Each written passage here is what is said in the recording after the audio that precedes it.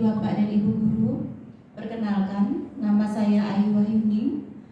Hari ini saya akan membawakan materi mengapa kurikulum harus berubah.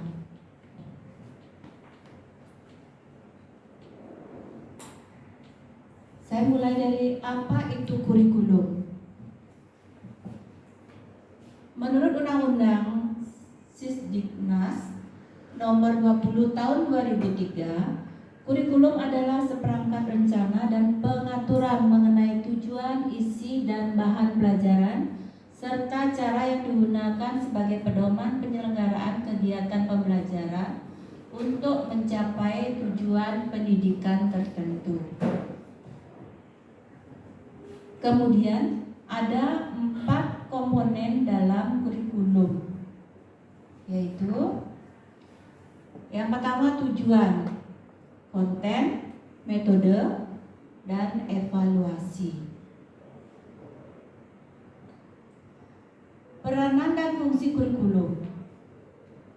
Kurikulum berperan sebagai pedoman dan acuan guru dalam kegiatan pembelajaran. Berdasarkan hal tersebut, maka kurikulum dapat dimaknai sebagai 1. Mewariskan nilai budaya masyarakat. 2. Mengembangkan sesuatu yang dibutuhkan saat ini dan masa depan.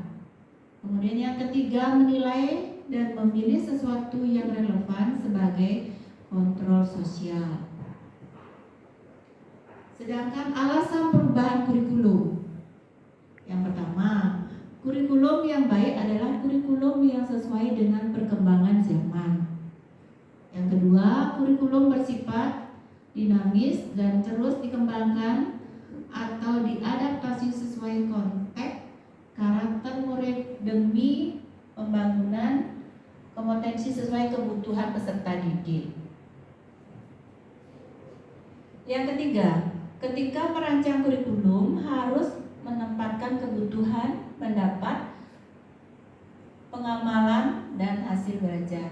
Yang keempat, pemerintah daerah, pemerintah pusat, dan semua yang bergerak di bidang pendidikan harus terus mengikuti perkembangan kebutuhan murid.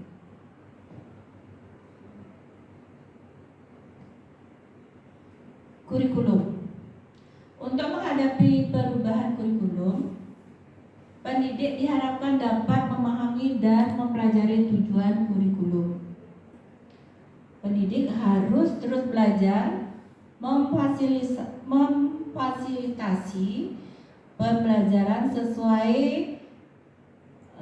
dengan perkembangan dan kebutuhan murid agar tujuan pendidikan dapat tercapai dan dapat mewujudkan student well-being.